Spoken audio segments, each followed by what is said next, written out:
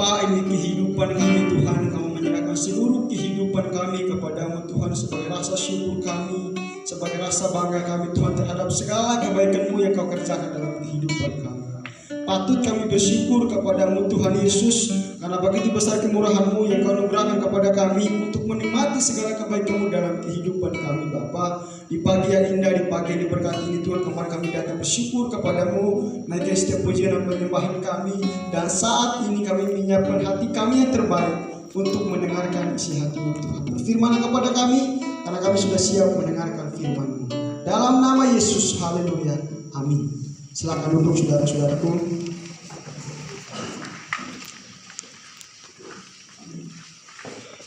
Shalom. Sekali lagi shalom. Terima kasih atas kesempatan yang diberikan kepada saya untuk menyampaikan kebenaran firman Tuhan pada pagi hari ini. Saudara, di pagi hari ini saya mengajak kita untuk belajar dari satu tokoh yang luar biasa dalam Alkitab. Sebelumnya mari kita membuka kitab kita di dalam Daniel pasal yang ke-6 ayat yang ke-6 hingga ayat yang ke-23. Hari ini pembacaan kita sangat banyak. Daniel pasal yang ke-6 ayat yang ke-6 hingga ayat yang ke-23. Kalau sudah menemukannya katakan ye. Kita akan membaca bersama-sama. Saya ayat yang genap, saudara-saudara ayat yang ganjil, dan kita bertemu pada ayat yang ke-23. Sudah menemukannya?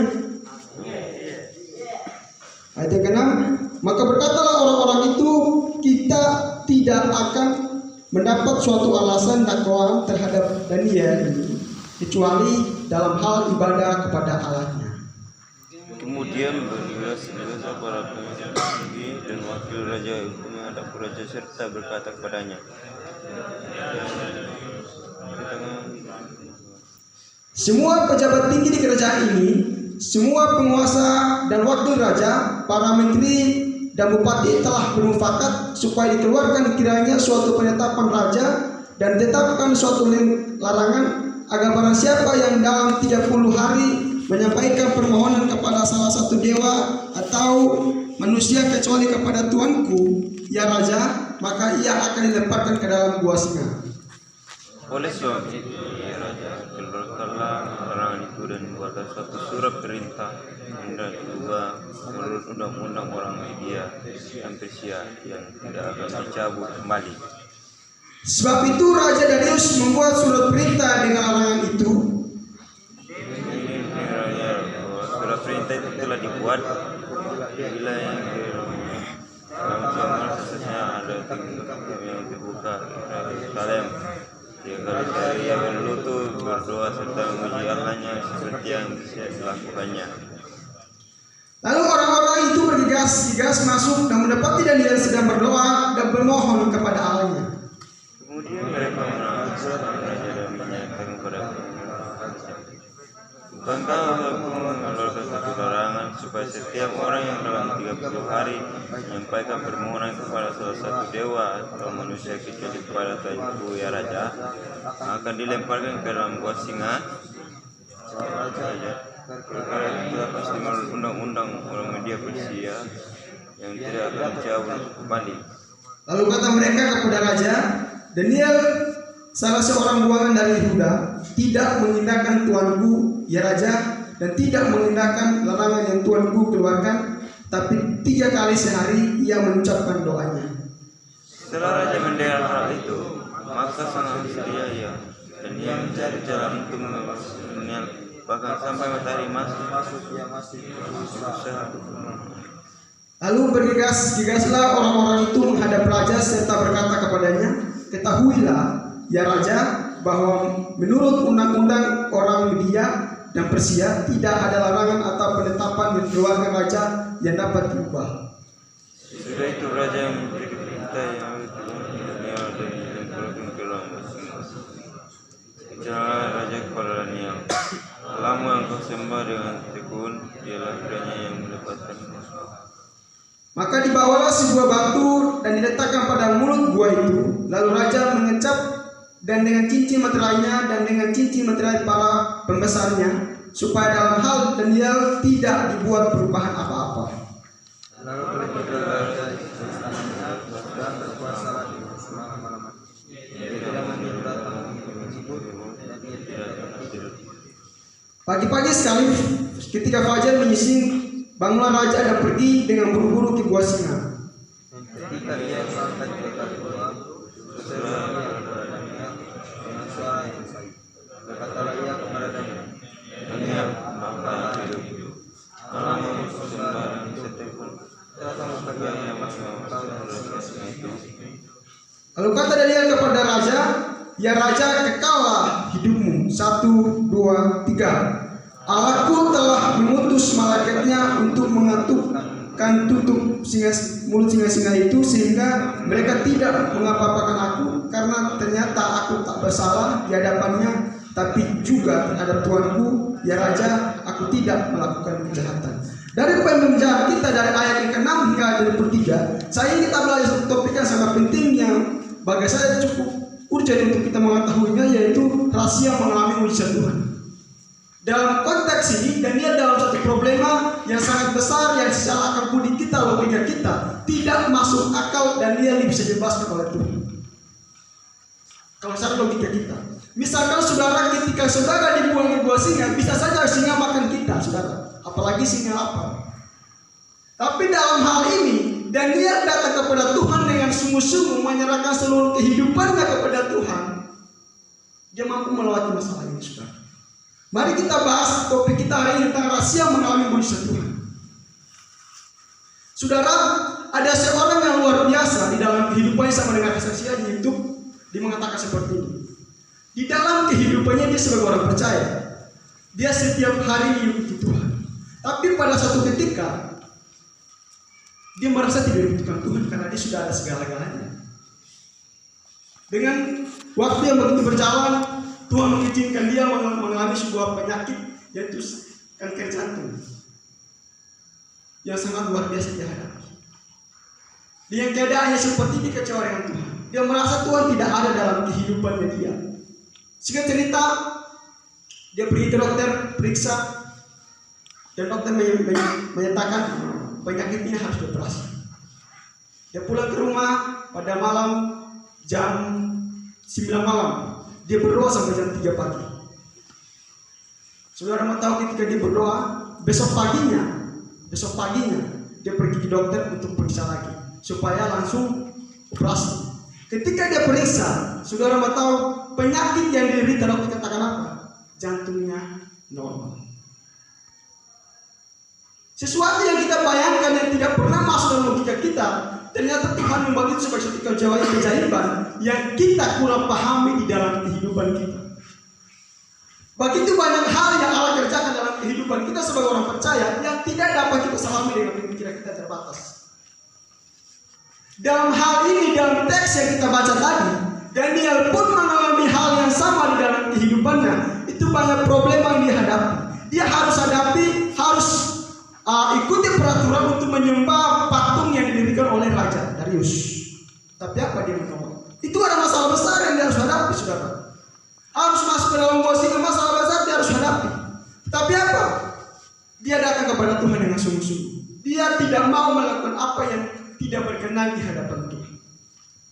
Saudara, saya mau katakan kepada saudara, apapun yang sedang terjadi dalam hidupmu, itu adalah proses untuk mengalami mujizat. Jangan tinggalkan Tuhan. Masalah yang menghimpit kita, masalah menghampiri kita, masalah untuk menyudutkan kita dalam kehidupan kita sebagai orang percaya. Persoalan yang terjadi itu adalah proses untuk kita mengalami Tuhan, mengalami mujizat dalam hidup. Kita banyak problem, kita punya banyak masalah, punya banyak tekanan, punya banyak tantangan yang harus kita alami, punya banyak penyakit yang harus kita berdoa supaya Tuhan menyembuhkannya. Nah, ketika hal-hal ini kita alami dalam kehidupan kita sebagai orang percaya, terkadang kita kecewa dengan Tuhan. Seolah-olah Tuhan tidak memperhatikan saya. Seolah-olah Tuhan tidak hadir dalam hidup saya. Saya sudah ikuti Tuhan selama ini, sungguh-sungguh ikuti Tuhan. Tapi apa yang Tuhan kasih? Penyakit kah? Masalah kah? Tekanan kah? Ya itu yang Tuhan kasih dalam hidup saya untuk saya derita. Itu dikatakan Tuhan baik. Kita kecewa dengan Tuhan, saudara. Tapi saya mengatakan kepada saudara, apapun yang kau alami dalam kehidupanmu, entah buruk, baik, senang, itu Tuhan bagi dalam hidup. Tidak ada sesuatu yang Tuhan rencanakan dalam hidupmu itu tidak pernah tidak terbagi. Ketika orang ini dia merasa tidak berkenan di hati Tuhan, mengalami penyakit ini, dia datang kepada Tuhan. Dia berseru kepada Tuhan, artinya apa? Dia diselamatkan, penyakitnya disembuhkan oleh Tuhan. Dalam masa sulit seperti ini, keadaan yang seperti itu yang dikatakan mungkin tidak ada harapan, kanker jantung tidak ada harapan. Ternyata Tuhan punya cara yang ajaib. Ada seorang tokoh yang luar biasa, tidak memiliki tangan, tidak memiliki kaki. Dia katakan seperti itu sekarang. Yesus bicara Australia, namanya Nick, berkata seperti ini. Sejujurnya saya tidak berpikir mujizat bisa datang dari kelemahan saya. Dan saya dulu tenggelam dalam ketakutan di mana impian saya tidak akan tercapai. Tapi dia katakan, jangan menyerah pada diri Anda, jangan menyerah pada Tuhan, dan jangan menyerah pada cinta. Dia memotivasi hidupnya untuk apa? Walaupun dengan keterbatasan hidupnya, dia percaya bahwa cara Tuhan yang ajaib yang akan terjadi dalam kehidupannya. Hari ini kita punya banyak masalah juga yang terus kita alami dalam kehidupan kita. Kita punya penyakit, saudara. Punya banyak beban, punya banyak persoalan, punya banyak pergumulan.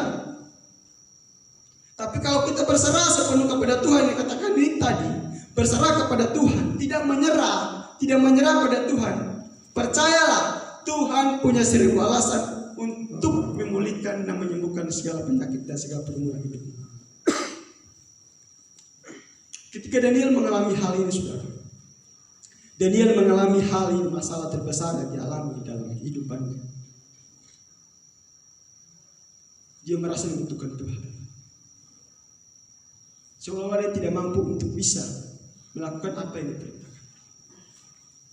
Tapi dengan tekad, dengan penuh keyakinan, dengan penuh iman, dengan penuh kesadaran, dia datang kepada Tuhan. Akhirnya ada solusi terbesar yang Tuhan kasih. Ada mujizat terbesar yang Tuhan kerjakan. Yang kita tidak pernah alami dalam kehidupan kita. Yang menjadi pertanyaannya adalah, mengapa kita sulit untuk mengalami mujizat Tuhan dalam kehidupan kita? Mengapa kita sulit mengalami mujizat Tuhan dalam kehidupan kita? Yang pertama, karena kita belum menyerahkan totalitas kehidupan kita sepenuhnya kepada Tuhan. Kita belum menyerahkan seluruh totalitas kehidupan kita kepada Tuhan dengan sungguh-sungguh. Kita masih berhak dengan kehidupan kita. Sungguh-sungguh berhak dengan kehidupan kita. Kita bilang percaya Yesus. Tapi apa? Hidup kita yang sekarang kita jalani, kita percaya Yesus, kita masih berhak sepenuhnya dengan kehidupan kita sebagai orang percaya.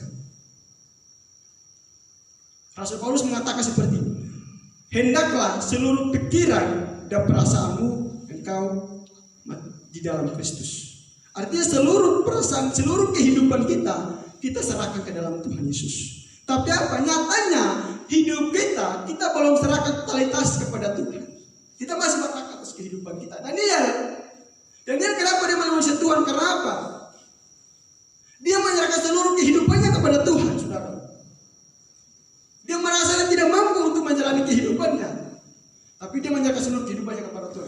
Banyak orang Kristen sekarang mengikuti Tuhan, tapi hanya setengah-setengah mereka menyerahkan seluruh kehidupan mereka kepada Tuhan.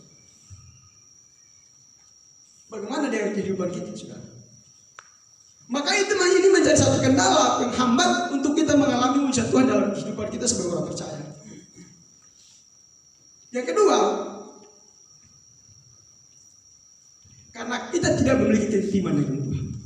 Mengapa kita tidak mengalami mujizat Tuhan dalam kehidupan kita? Karena keintiman dengan kita dengan Tuhan, relasi kita dengan Tuhan, itu sama sekali tidak ada.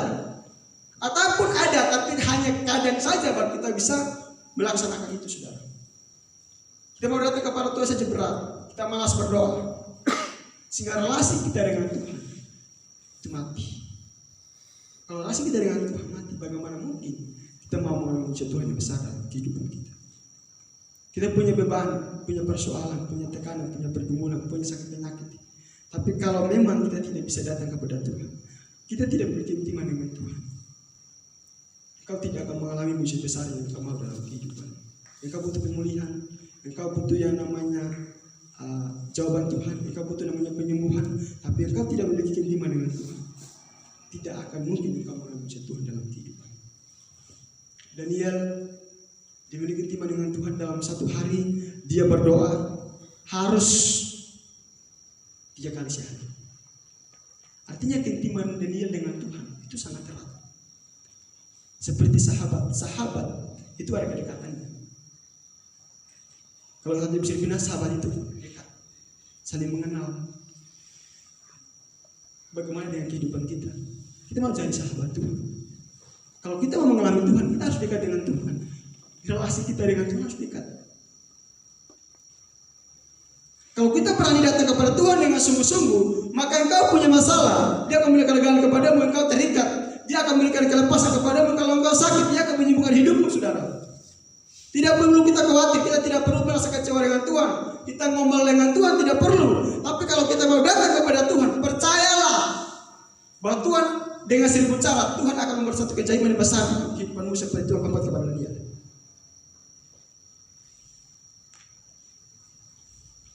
Dengan kedua hal ini yang menjadi terhambat, yang dimana keintiman kita dengan Tuhan tidak ada. Terus yang kedua, kita belum menyerahkan seluruh kehidupan kita kepada Tuhan. Ini hal-hal ini menjadi penghambat untuk kita bisa mengalami mujizat Tuhan yang besar dalam kehidupan kita. Lalu bagaimana supaya kita bisa mengalami mujizat Tuhan tersebut? Bagaimana caranya supaya kita bisa mengalami mujizat Tuhan tersebut? Seperti Daniel mengalami. Mari kita telusuri bersama-sama. Yang pertama, datang kepada Tuhan. Kita lihat kepada ayat yang 17 dan ayat ke-18. Ayat 17, sesudah itu raja memberi perintah, lalu diambil Daniel dan dilemparkan ke dalam gua singa. Berbicaralah raja kepada Daniel, Allahmu yang kau sembah dengan tekun dialah kiranya melepaskan engkau. Maka dibawanya sebuah batu diletakkan pada mulut gua itu. Lalu raja mengecap itu dengan cincin meterainya, dengan cincin meterai para pembesarnya, supaya dalam hal ini Daniel tidak dibuat perubahan apa. Dengan keadaan seperti Daniel harus dibuat ke gua singa. Di dalam gua singa dia tidak bisa takut, saudara. Dia berdoa dalam gua singa. Sebelumnya pun dia sudah berdoa dalam gua singa. Cuma dia berdoa. Artinya Daniel mau datang kepada Tuhan dalam situasi seperti dia mau datang kepada Tuhan dengan sungguh-sungguh supaya mengalami mujizat Tuhan besar. Makanya saya katakan tadi, masalah seperti ini kita tidak bisa selami dengan pemikiran kita terbatas. Logika kita terbatas tidak bisa. Karena cara Tuhan itu saya katakan ajaib. Tidak bisa kita dalami dengan pemikiran kita terbatas. Tuhan tidak bekerja sesuai dengan pemikiran kita. Maka solusi kita datang kepada Tuhan. Solusi supaya kita bisa mengalami mujizat Tuhan. Kalau kita punya masalah, punya beban, sakit, segala solusinya adalah datang kepada Tuhan seperti Daniel. Daniel mau datang kepada Tuhan dengan sungguh-sungguh, akhirnya dia mengalaminya. Yang kedua, berserah kepada Tuhan. Dalam keadaan seperti itu, Daniel pun berserah kepada Tuhan, saudara. Dia berserah kepada Tuhan dengan sungguh-sungguh. Kita baca di ayat 17 sampai 18. Sekali ayat yang tadi.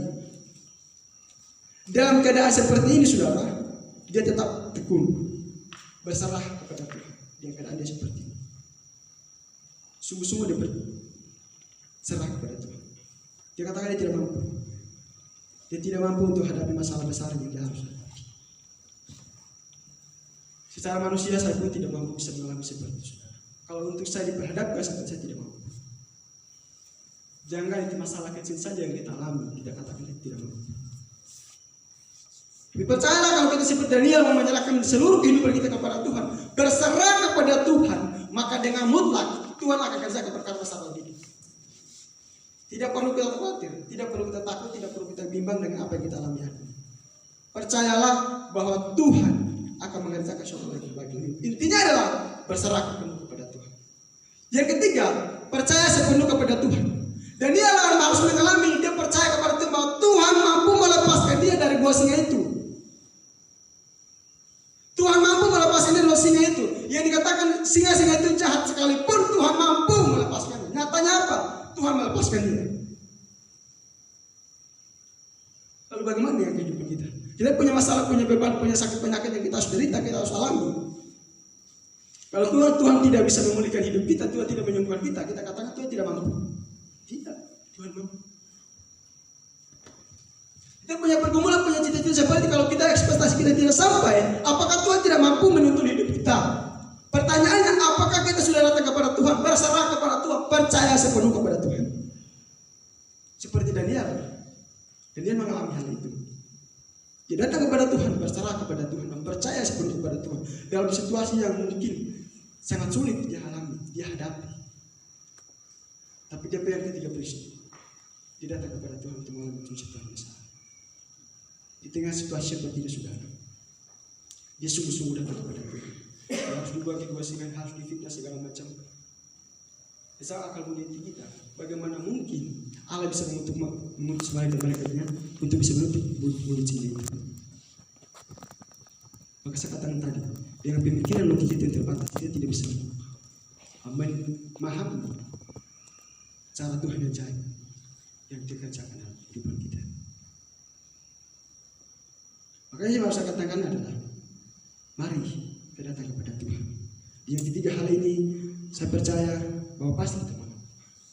Saya berkata kepada saudara, saat kita tetap percaya, saat kita percaya kepada Tuhan, bahkan dalam masa tersulit sekalipun, masalah sekalipun, saat itulah kesulitan akan berubah menjadi keajaiban. Intinya ketiga hal kita pegang.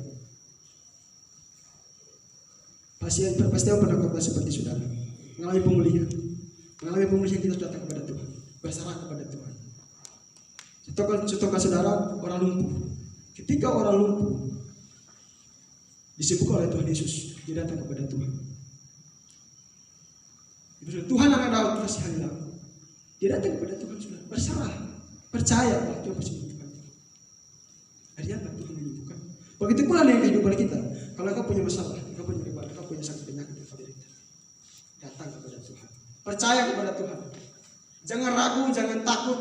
Jangan merasa tidak layak, jangan merasa tidak berharga, jangan merasa minder di hadapan Tuhan. Kalau kau datang kepada Tuhan, percayalah solusi terbesar yang kau dapat dari dalam Tuhan. Tidak ada jawaban terbaik di dalam kehidupanmu selain kau datang kepada Tuhan dengan sungguh-sungguh. Maka dalam masa sulit sekalipun tetap percaya bahwa ada keajaiban yang Tuhan kerjakan dalam kehidupan.